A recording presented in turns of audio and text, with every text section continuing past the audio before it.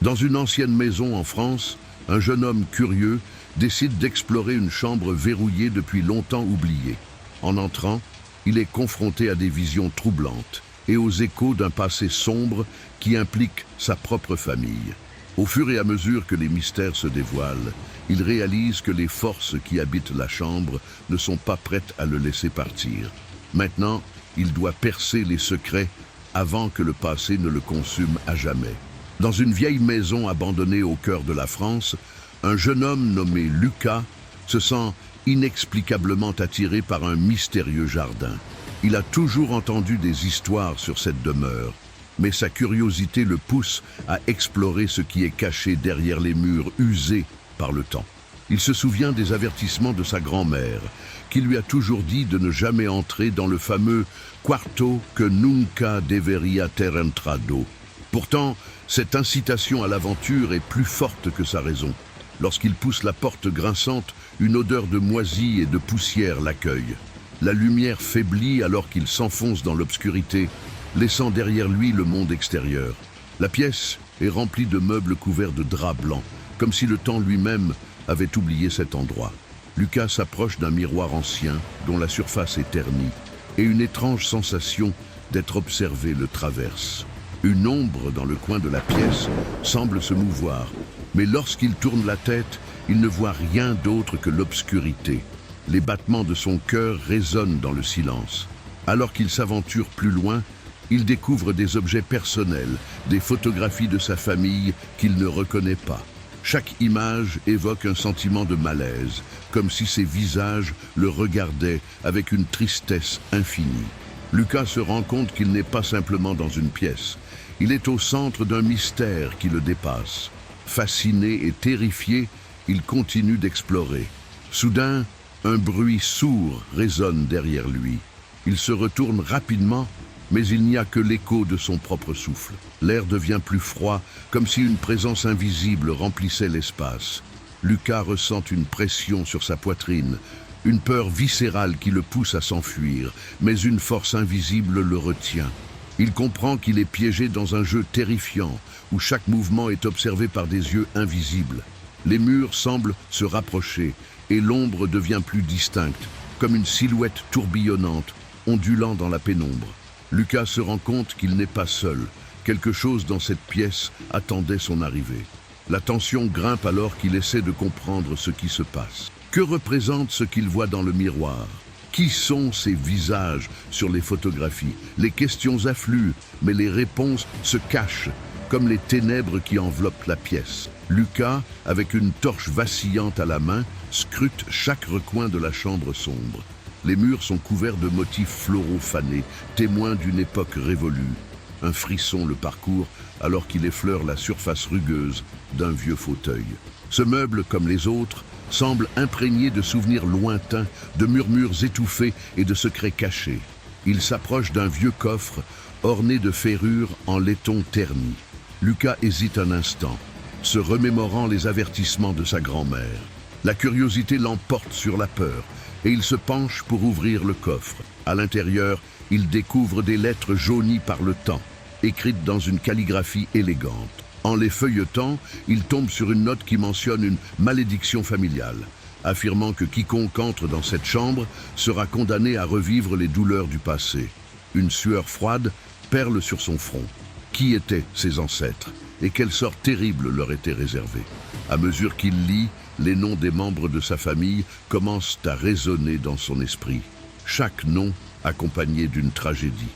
Une voix intérieure lui murmure de quitter cette pièce, mais une autre le pousse à rester, à découvrir la vérité.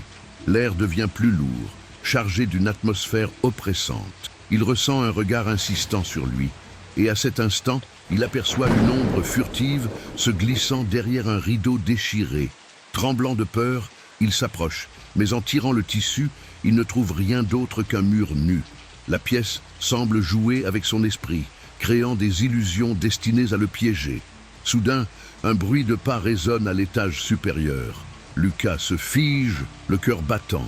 Qui pourrait être là? Il réalise qu'il n'est pas seul dans la maison. La peur se transforme en une angoisse palpable. et il se demande si quelque chose de plus sinistre se cache dans les ombres. Il s'avance vers l'escalier en bois grinçant, chaque marche résonnant comme une menace, chaque son semblant chuchoter des avertissements. En haut des escaliers, le couloir est plongé dans l'obscurité. Lucas scrute le long corridor, chaque porte fermée, semblant lui barrer le passage. Une porte au bout du couloir attire son attention, légèrement entrebâillée, laissant échapper une lueur pâle. Intrigué, il s'approche, mais une brise glaciale le fait frissonner, comme si quelque chose ou quelqu'un voulait l'avertir de ne pas aller plus loin. Dans le couloir, il aperçoit une silhouette floue qui semble danser à la lueur vacillante. Lucas s'arrête net. Est-ce une hallucination ou une apparition? Les contours de la silhouette sont indistincts, mais il sent une énergie puissante émanant d'elle. Le courage fait défaut, mais sa curiosité l'incite à avancer. « Qu'est-ce que tu veux ?» murmure-t-il, sa voix à peine audible. Le silence de la maison semble lui répondre, mais il entend une respiration rauque, presque humaine, qui résonne dans le vide. L'angoisse s'intensifie, et Lucas sait qu'il doit découvrir qui ou quoi se cache derrière cette ombre. En s'approchant de la porte, il est soudain assailli par une vision. Des souvenirs d'un autre temps, des cris étouffés, des larmes versées. La chambre qu'il a tant redoutée s'impose à lui avec une clarté troublante. Des visages apparaissent, ceux de ses ancêtres, enfermés dans une boucle tragique, éternellement piégés dans cette maison. Les battements de son cœur résonnent à ses oreilles, et il réalise qu'il est devenu une partie intégrante de cette histoire. Le passé le réclame, et il comprend que le véritable cauchemar commence maintenant. La quête de vérité devient un voyage terrifiant, une lutte pour sa survie et celle de son héritage. Lucas se tient maintenant dans le couloir sombre, son cœur battant à tout rompre. La lumière vacillante de sa torche ne suffit pas à dissiper l'ombre menaçante qui l'entoure. L'air est chargé de tension, une sensation de danger imminent qui l'enveloppe comme une couverture glaciale. Chaque pas qu'il fait semble le rapprocher de quelque chose qu'il ne peut pas comprendre, mais qui le hante de plus en plus. La silhouette floue apparaît à nouveau, vacillant comme une flamme dans le vent. Lucas tente de se concentrer, de rationaliser cette apparition, mais l'angoisse s'empare de lui. Il se souvient des histoires que sa grand-mère lui racontait, des récits de ceux qui avaient osé franchir le seuil de cette maison maudite. Les visages des ancêtres, déformés par la douleur, lui reviennent en mémoire, l'avertissant d'un sort terrible. Il ressent une pression croissante, comme si les murs de la maison se refermaient sur lui.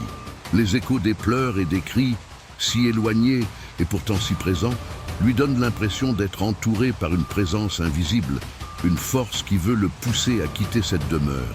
Mais quelque chose en lui résiste, une curiosité insatiable qui le pousse à chercher la vérité, peu importe le coût. Dans un élan désespéré, Lucas s'aventure plus loin dans la maison, chaque pièce dévoilant un passé obscur. Il découvre une salle de bain au miroir brisé, chaque éclat reflétant des fragments de ce qui fut autrefois. L'eau croupie dans la baignoire semble chuchoter des secrets oubliés, des récits de souffrance et de désespoir. En touchant le bord de la baignoire, une vision fugace s'impose à lui. Une femme, une ancêtre, perdue dans son chagrin, cherchant à échapper à son destin tragique. L'obscurité devient de plus en plus oppressante alors que Lucas réalise qu'il est lié à cette douleur. Il se retrouve à errer dans les couloirs, ses pensées se mêlant à celles de ses ancêtres. Des flashbacks de la tragédie familiale inondent son esprit, le confrontant à un héritage qu'il ne peut ignorer. Chaque pièce semble l'appeler, lui montrant des images d'amour perdu, de trahison, de secrets enfouis, des souvenirs qui ne lui appartiennent pas, mais qui l'influencent néanmoins. La maison elle-même semble vivante, réagissant à ses émotions. Les portes claquent, les lumières s'éteignent, puis se rallument, créant un décor de cauchemar. Lucas, piégé dans cette spirale de souvenirs et d'émotions, commence à perdre le sens de la réalité. Les frontières entre le passé et le présent s'estompent. Il doit trouver une issue à ce labyrinthe de douleurs et de regrets. En explorant une autre chambre, Lucas trouve un vieux journal caché sous une planche du parquet. L'écriture est tremblotante, trahissant la peur de son auteur. Les pages révèlent des détails horrifiants sur la malédiction qui pèse sur sa famille. Les mots dépeignent une histoire de perte, de souffrance et de désespoir. Lucas comprend qu'il est le dernier espoir de briser ce cycle maudit. Mais à quel prix? La tension monte alors qu'il réalise que la chambre dans laquelle il a pénétré n'est pas simplement une pièce oubliée, mais le cœur même de la malédiction. Il décide de retourner dans cette chambre, déterminé à affronter les ombres qui hantent son passé. En franchissant le seuil, il sent une vague de froideur l'envahir. Les murs semblent vibrer avec une énergie maléfique et une sensation d'oppression s'installe dans sa poitrine. Lucas se rend compte qu'il n'est plus seul. Les voix de ses ancêtres, mélancoliques et désespérés, l'entourent, lui murmurant des avertissements et des supplications. Il doit choisir, rester et affronter cette entité qui a causé tant de souffrance, ou fuir et abandonner son héritage à la douleur. La décision lui pèse sur le cœur, mais il sait qu'il ne peut pas fuir éternellement. À ce moment, les lumières de la chambre s'éteignent complètement. La panique s'empare de Lucas alors qu'il se retrouve plongé dans l'obscurité totale. Les murmures se font plus insistants, plus désespérés. Les souvenirs d'ancêtres, mélangés à ses propres peurs, le hantent. Il doit faire face à la vérité de sa lignée, mais l'idée même d'affronter cette horreur l'effraie. Un bruit soudain, un fracas sourd provenant du fond de la chambre, le fait sursauter. La silhouette apparue auparavant se matérialise devant lui, plus distincte, avec une expression de douleur figée sur son visage. Lucas sent son courage vaciller, mais une détermination nouvelle se forme en lui. Il doit comprendre le message que cette entité essaie de transmettre. C'est le moment de briser le cycle de souffrance qui le lie à son passé. Lucas, plongé dans l'obscurité, sent la présence de la silhouette s'intensifier. Le murmure des voix devient une cacophonie de lamentation, chaque souffle lourd de désespoir. Il ferme les yeux un instant, se concentrant pour calmer son esprit, cherchant à comprendre ce que cette apparition attend de lui. Pourquoi est-elle là? Quel message doit-il déchiffrer dans cette obscurité oppressante? Quand il rouvre les yeux, la silhouette est plus proche, son visage empreint de douleur. Lucas, malgré la peur qui l'envahit, se rappelle des histoires de courage que lui racontait sa grand-mère. Il sait que pour avancer, il doit accepter son passé. Il fait un pas en avant, brisant la barrière entre eux. « Ne qui es-tu » murmure-t-il, non pas à voix haute, mais dans son cœur, espérant que l'entité puisse entendre son appel. La silhouette tremble légèrement, comme si elle avait entendu ses pensées. Les murmures autour de lui se calment, laissant place à un silence chargé de tension. Les ombres dans la chambre commencent à danser, formant des images floues de visages familiers. Lucas réalise qu'ils sont des membres de sa famille, tous ceux qui ont souffert dans cette maison. Il voit sa grand-mère, son visage marqué par le chagrin, lui tendre une main invisible. Il ressent une chaleur émanant d'eux, une invitation à faire face à la vérité qu'il a toujours évitée. Leurs yeux, tristes mais pleins d'espoir, lui montrent que la douleur qu'ils ont subie doit être reconnue. Ils n'attendent pas de lui qu'il les sauve, mais qu'ils comprennent le poids de leur héritage. Lucas comprend alors qu'il n'est pas là pour fuir, mais pour embrasser le passé, pour affronter les démons qui hantent sa lignée. La pièce autour de lui commence à se transformer.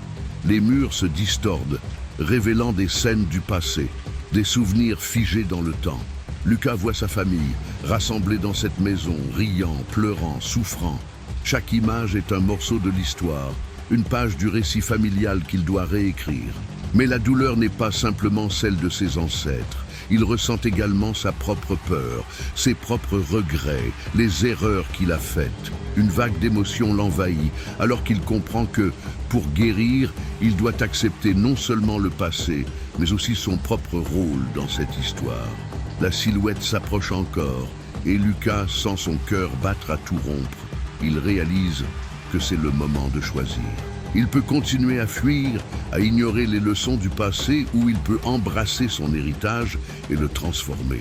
Il tend la main vers la silhouette, une expression de détermination sur son visage. « Je comprends maintenant, je ne fuirai pas », pense-t-il avec force. Le visage de l'entité s'adoucit, une lueur d'espoir émerge dans ses yeux. Les murmures des ancêtres se font plus doux, se transformant en encouragement. Lucas ressent une connexion profonde avec eux, comme s'ils faisaient tous partie d'un même tissu, une histoire collective. Dans un élan de courage, Lucas ferme les yeux et se concentre sur la douleur qu'il a ressentie, la colère, la tristesse. Il la libère, laissant ses émotions s'échapper dans l'espace autour de lui. La chambre tremble légèrement et il sent une lumière chaleureuse émaner de lui. C'est comme si la maison elle-même réagissait à son acceptation, à sa volonté de guérir. La silhouette, maintenant plus claire que jamais, commence à se dissiper lentement. Mais avant de disparaître complètement, elle lui montre une dernière image, celle d'un avenir sans souffrance, un avenir où il peut briser le cycle de douleur. Lucas comprend que la clé de cette libération réside dans la mémoire, dans le fait de se souvenir pour avancer. Lorsque la silhouette s'efface, la chambre retrouve lentement sa forme originale. Lucas, bien qu'épuisé, ressent une légèreté nouvelle.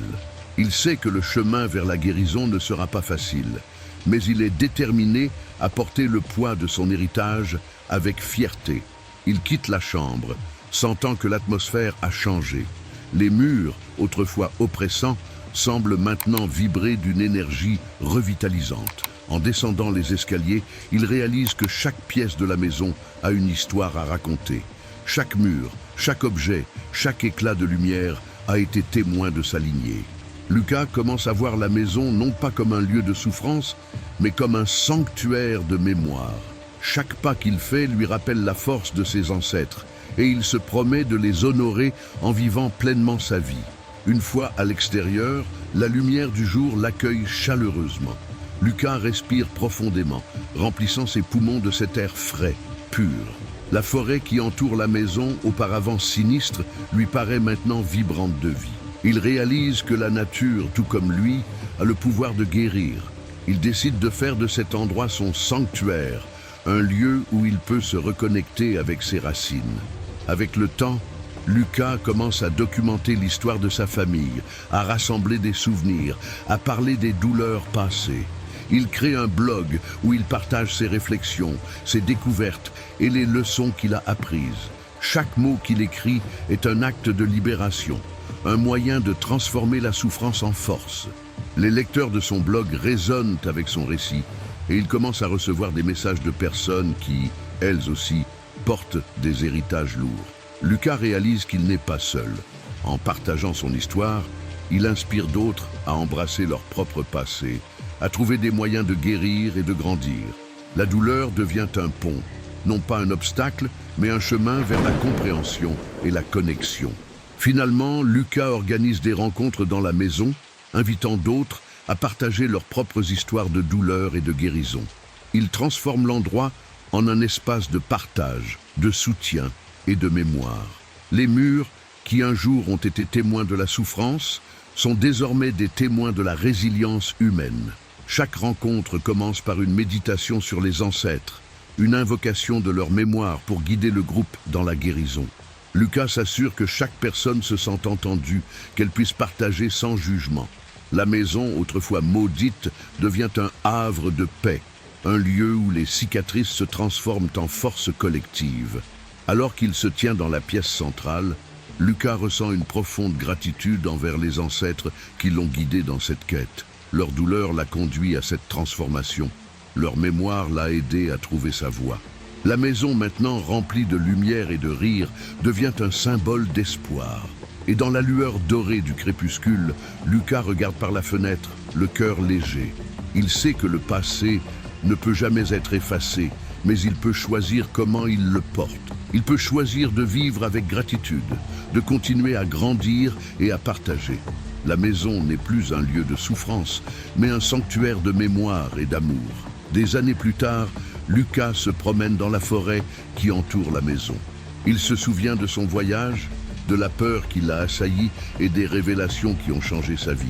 Les arbres murmurent doucement autour de lui et le vent semble porter les voix de ses ancêtres. Il sait qu'ils veillent sur lui, que leur sagesse l'accompagne toujours. Il s'arrête près d'un arbre, s'asseyant sur une souche et réfléchit à l'importance de la mémoire.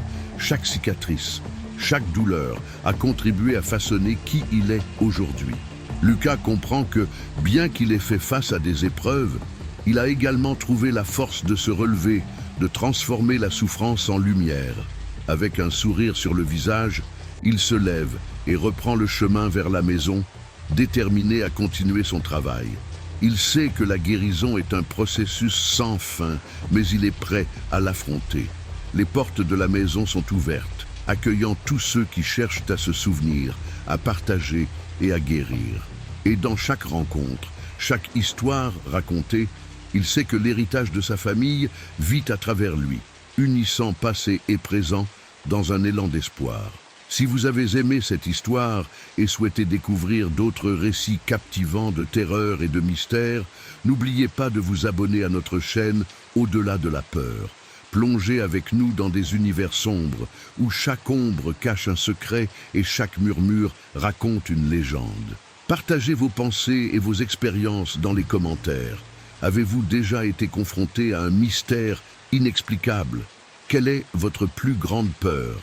Nous serions ravis de vous lire et de partager vos récits avec notre communauté. N'oubliez pas de cliquer sur la cloche pour être averti des prochaines histoires terrifiantes que nous avons en réserve pour vous. Ensemble, explorons l'inconnu, là où le réel rencontre le fantastique.